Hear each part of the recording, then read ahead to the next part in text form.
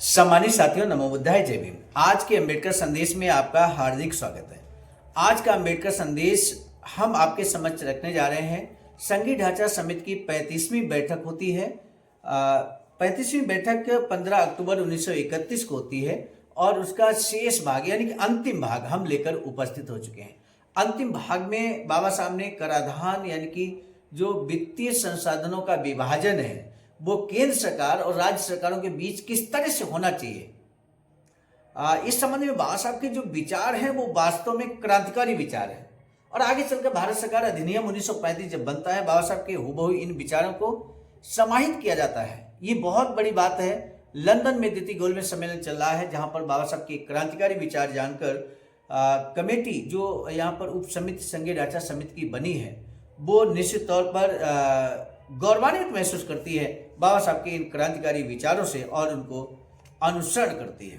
तो आइए वो क्रांतिकारी विचार बाबा साहब के जान लेते हैं। आज के अम्बेडकर संदेश में आप अंत तक जरूर बात कीजिए, ये हमारा विशेष निवेदन है। चैनल को अगर आपने अभी तक सब्सक्राइब नहीं किया है तो बेल आइकन के साथ जरूर सब्सक्राइब कर लीजिए। आज का अम्बेडकर संदेश बाबा साहब डॉक्टर अम्बेडकर संपूर्ण बांध में खंड 5 से, जिसका शीर्षक है डॉक्टर अम्बेडकर गोलमेज सम्मेलन में, पेज नंबर 152 से हम 154 तक आपके समक्ष रखने जा रहे हैं।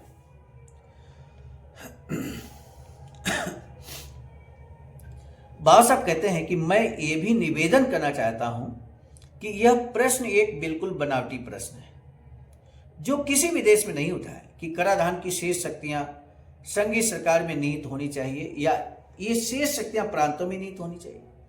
यह प्रश्न भारत में क्यों उठा? इसका कारण यह है कि हमने अपने मौजूदा अंतरण विषयों में कराधान की एक बेतुकी प्रणाली शुरू की है जिसे कराधान की अनुसूचियां कहा जाता है। ये कहीं पर भी नहीं है। इसे किसी भी सरकार ने या संघीय संविधान बनाने वाली किसी भी सत्ता ने कभी भी निर्धारित नहीं किया। हम लोग कराधान के क्षेत्र का ही विभाजन नहीं कर रहे हैं, बल्कि हम इन अनुसूचियों को रखकर एक खास तरीका और एक खास स्वरूप निश्चित कर रहे हैं जिसके आधार पर कराधान की शक्ति का प्रयोग किया जाएगा। मैं इसे बिल्कुल भी जरूरी नहीं समझता। पहली बात तो यह है कि इससे कराधान की प्रणाली लीक में बंद जाएगी और ये हमारे भावी एक्सचेकर चांसलरों के नए नए तरीके सोचने की ताकत को कुंद कर देगी। मेरा ख्याल है कि कोई भी एक्सचेकर चांसलर ऐसी वित्तीय प्रणाली की व्यवस्था करने का दायित्व लेना स्वीकार नहीं करेगा जिसमें कराधान संबंधी उसकी शक्तियों के बारे में ही नहीं बल्कि किसी खास कर को लगाने की इच्छा के संबंध में उसका विवेकाधिकार सीमित होगा। इसलिए मेरा विचार है कि हम अपने संविधान में से इन अनुसूचियों को बिल्कुल निकाल देंगे और कराधान के क्षेत्र का उस रीति से विभाजन करें जैसा कि अन्य संघीय देशों में किया जाता है। अर्थात प्रांतीय सरकारों पर एक साधारण सी पाबंदी लगी होती है कि संघीय सरकार जो भी सीमा शुल्क या उत्पाद शुल्क लगाना चाहेगी, प्रांतीय सरकारें उस कर राशि का उपयोग नहीं करेंगी और बाकी कर राशि दोनों सरकारें जिस प्रकार चाहेंगी आपस में विभाजित कर लेंगी। मेरा कहना है कि अन्य संघीय ढांचों में देशों में ठीक यही किया गया है। इसलिए मेरा विचार है कि हमें अपने संविधान में कराधान की शेष शक्तियों वाले इस सिद्धांत को शामिल करने की कोई जरूरत नहीं है। अब मैं संघीय वित्त में राज्यों की स्थिति पर कुछ कहना चाहता हूं। जब मैंने उप समिति की रिपोर्ट में इस पक्ष को पढ़ा तब मैंने सहज ही ये देखने की कोशिश की कि संघीय सरकार को अपने वित्तीय संसाधनों में शामिल करने के लिए राज्यों से राजस्व की कौन सी मद प्राप्त हुई है। मैं देखता हूं कि राज्यों द्वारा कोई भी अतिरिक्त संसाधन संघीय सरकार को नहीं दिया गया है। जहां तक सीमा शुल्क का संबंध है, स्पष्ट है कि यह राजस्व कभी भी राज्यों का राजस्व नहीं रहा जिसके बारे में उसका कोई दावा नहीं हो सकता। इसलिए उन्होंने इसके अधीन अपने ऊपर कोई अतिरिक्त भार नहीं लिया। जहां तक नमक के बारे में प्रश्न उठता है, यह एक ऐसा राजस्व है जिस पर खरीद के कारण भारत सरकार का अधिकार निहित है, राज्यों का नहीं। जहां तक मुद्रा लाभों का प्रश्न है, ये तो ब्रिटिश भारत के हिसाब में जाएगा। हस्तांतरित क्षेत्रों के नगद अंशदान और राजस्व का जहां तक संबंध है, ये तो केंद्रीय सरकार के राजस्व का स्रोत रहे हैं और यह स्थिति संघ के बिना भी रहती। इसलिए स्पष्ट है कि संघ में शामिल होने पर राज्य कोई ऐसी मद नहीं छोड़ेंगे जिस पर उनका कोई अधिकार कहा जा सकता हो। मैं उनका केवल एक ही योगदान देख रहा हूं, वह है भारत की सुरक्षा के सैन्य बल पर उनका योगदान।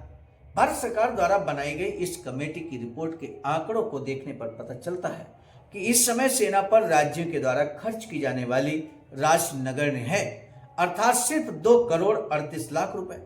मैंने इस रिपोर्ट में दूसरी बात जो देखनी चाहिए वह यह है कि संघ के वित्तीय खर्च के बारे में प्रांतों और राज्यों की बताई गई तुलनात्मक जवाबदेही। जब मैंने इस प्रश्न पर विचार किया तब मैंने देखा है कि समानता के सिद्धांत को बिल्कुल ही हवा में उड़ा दिया गया है।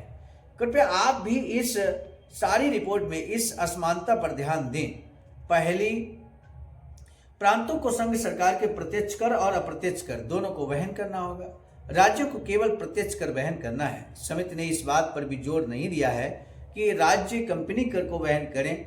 ये राज्य प्रत्यक्ष कर तो वहन करेंगे ही नहीं, बल्कि इनको ऐसे प्रत्यक्ष करों से भी छूट दे दी जाएगी जो ये इस समय वहन कर रहे हैं। ये है नजराना और नगद अंशदान। दूसरी प्रांतों को अपने यहाँ सीमा शुल्क लगाने की मनाही की गई है, लेकिन राज्यों के लिए इन शुल्कों को अपने यहाँ लगाने का हक बरकरार रखा गया है। यह इस बात के बावजूद है कि उपसमिति स्वीकार करती है कि संघ बनाने का एक उद्देश्य यह है कि सारे संघ क्षेत्र में वाणिज्य पर कोई पाबंदी नहीं रहे। समिति इस बात को भी स्वीकार करती है कि आंतरिक सीमा शुल्क पर राज्यों का हक बने रहने से संघीय सरकार की आय पर बुरा असर पड़ेगा। तीसरी, प्रांतों को संघीय सरकार से ऋण लेने के लिए अपने राजस्व को जमानत के तौर पर रखना होगा, लेकिन राज्य दायित्व के इस बोझ से मुक्त रहेंगे जो हालांकि संघ की वैसी ही इकाइयां हैं जैसे कि सारे प्रांत हैं। राज्यों को आंतरिक सीमा शुल्क रखने का जो हक बरकरार रखा गया है उसके कारण हर कोई समझ सकता है। हम जानते हैं कि अगर उन्हें उनका अपना आंतरिक शुल्क देने के लिए मजबूर किया गया तो उनकी वित्तीय स्थिति गड़बड़ा जाएगी। लेकिन हम ये नहीं समझ पाते कि उपसमिति ने राज्यों को संघीय सरकार के प्रत्यक्ष बोझ को वहन न करने की छूट क्यों दी है। न हम उन कारणों को ही समझ पाते हैं जिनसे प्रेरित होकर उपसमिति को इस बात की सिफारिश करनी पड़ी कि संघ सरकार से ऋण लेने के लिए राज्यों को अपने राजस्व को जमानत के तौर पर रखने की जरूरत नहीं है। अध्यक्ष महोदय, समारोह के अवसरों पर प्रांतों और राज्यों के भेद को मंजूर किया जा सकता है। हम सलामियां नहीं लिया करेंगे और इन मामलों में हम उन्हें वह सब कुछ देने के लिए तैयार हैं जो वह चाहें, लेकिन जब धन का मामला आएगा तो मेरा ख्याल है कि हमें कामकाज में कामकाज की बात वाला सिद्धांत ही अपनाना चाहिए। अगर संघ के हित में ब्रिटिश भारत त्याग कर रहा है तब अन्य इकाइयों से संघ के हित में वैसा ही त्याग करने के लिए कहने का उसे पूरा अधिकार है। इसलिए मैं समिति की रिपोर्ट के इस भाग में निम्नलिखित संशोधन करने का अनुरोध करता हूं। नंबर 1, राज्यों को प्रत्यक्ष कर पर संघीय सरकार का हक स्वीकार करना चाहिए। जब तक ये नहीं होता है तब तक नगद अंशदान का भुगतान नहीं किया जाना चाहिए। नंबर 2, एक ऐसी समय सीमा निर्धारित की जानी चाहिए जिसमें राज्यों को अपनी वित्तीय प्रणाली में समुचित परिवर्तन कर अपने आंतरिक सीमा शुल्कों को समाप्त करना होगा, जिसे संघीय सरकार की वित्तीय प्रणाली पर कोई भी बुरा प्रभाव नहीं पड़ना चाहिए। नंबर 3, संघीय सरकार से ऋणों के लिए राज्यों को अपना राजस्व जमानत के रूप में रखना होगा, राजस्व जमानत के रूप में रखना होगा।